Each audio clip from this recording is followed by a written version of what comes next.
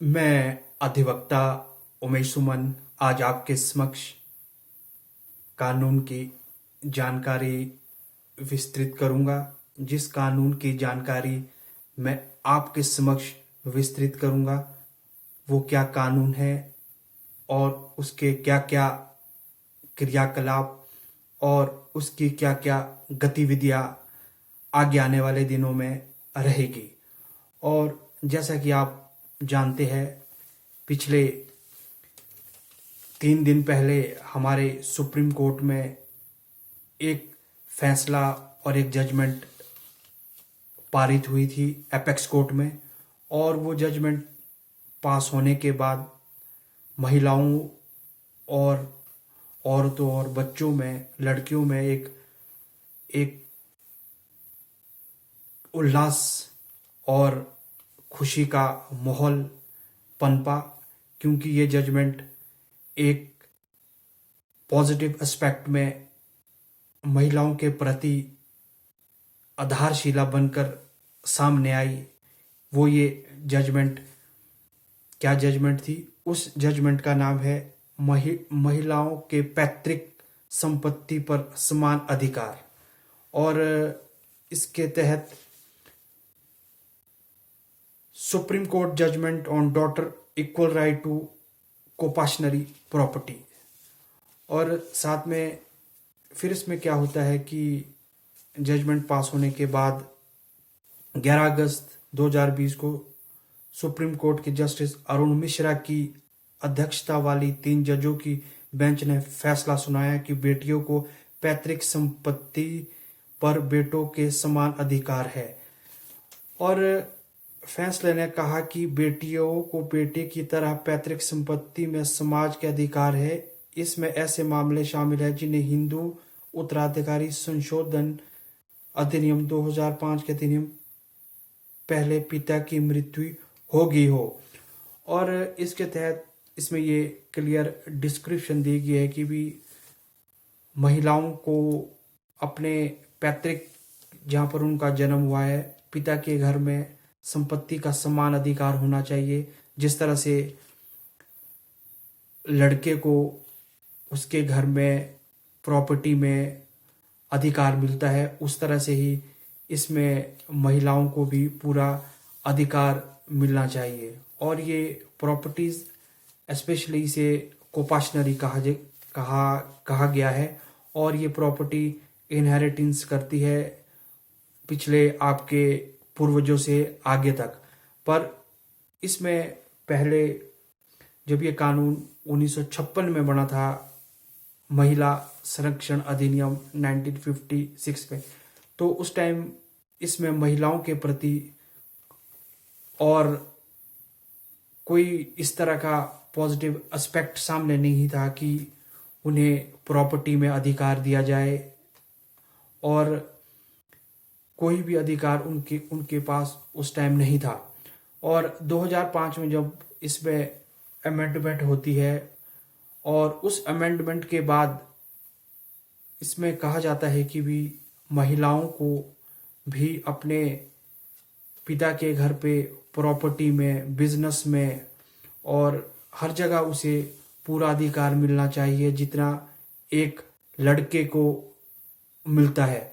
और फिर supreme court ने इसमें एक डायरेक्शन ये भी दी है कि जो प्रॉपर्टी, मानो आपके पिता ने, डॉटर के पिता ने प्रॉपर्टी इनहेरिटेंस से आई है या सेल्फ एक्वायर्ड प्रॉपर्टी है, हर प्रॉपर्टी में लड़की का अधिकार समान अधिकार रहेगा जितना अधिकार एक लड़के का उसकी प्रॉपर्टी में रहता है। और जैसा कि आपने देखा होगा, अक्सर क्या होता है कि भी लड़कियों की शादी हो जाती है, शादी होने के उपरांत वो दूसरे के घर में चली जाती है।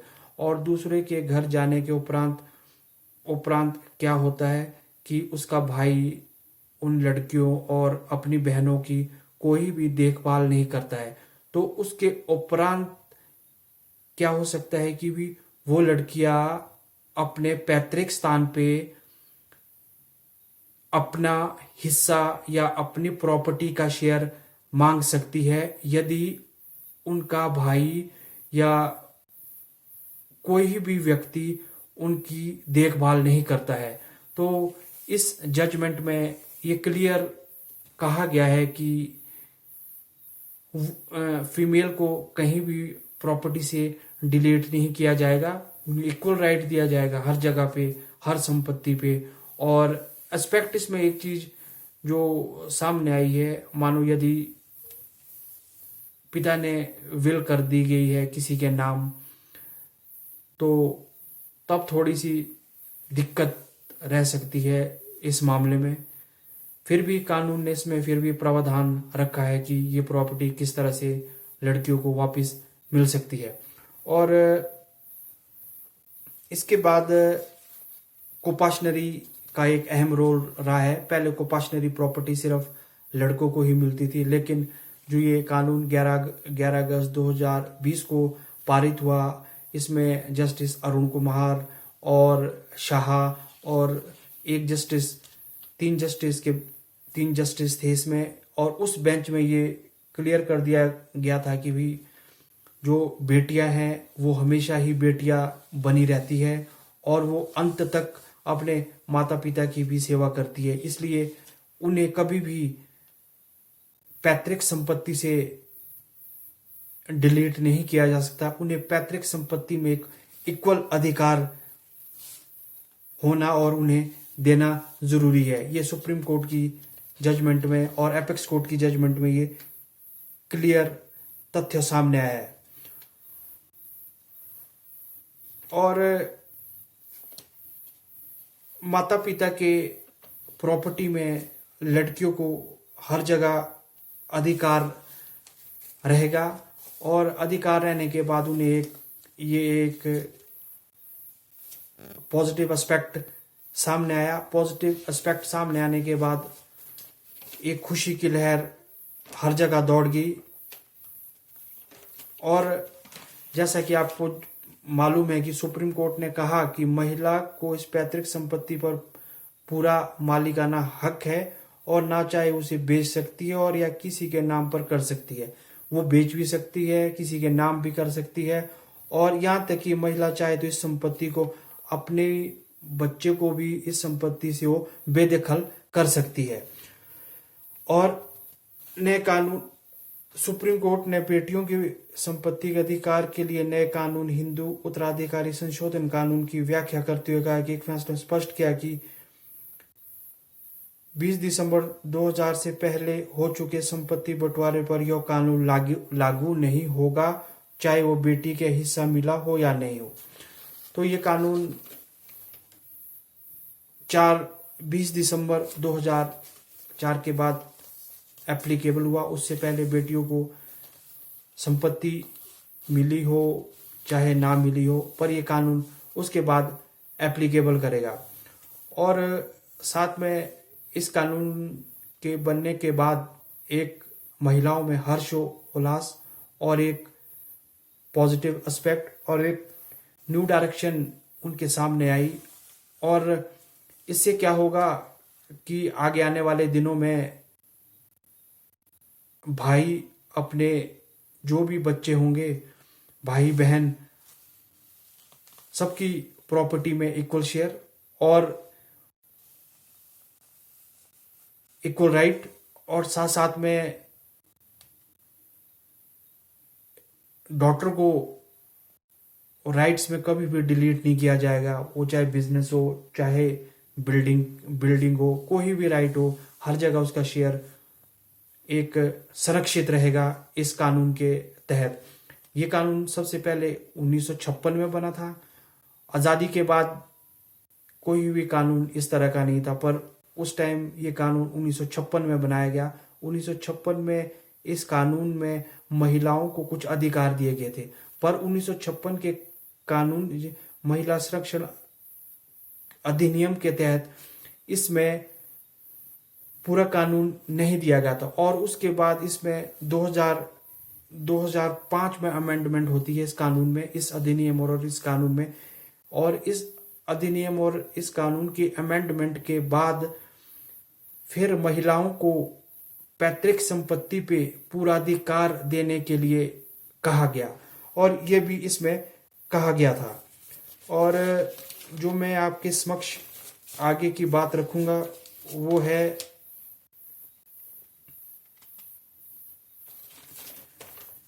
अधिनियम के तहत हिंदू महिलाओं को सभी प्रकार की संपत्ति विरासत में मिल सकती है। इसके लिए चल और अचल संपत्ति दोनों शामिल है।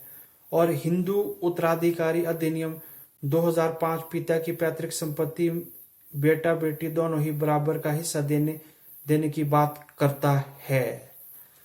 तो ये इस कानून में क्लियर डिस्क्रिप्शन दे दी गई है कि महिलाओं को अपने पैतृक संपत्ति पर पूरा अधिकार, पूरा सम्मान, जिसे कहा जाता है कि महिला को पूरी डिग्निटी और पूरा लव एंड अफेक्शन उन्हें पैतृक स्थान पे मिलना चाहिए।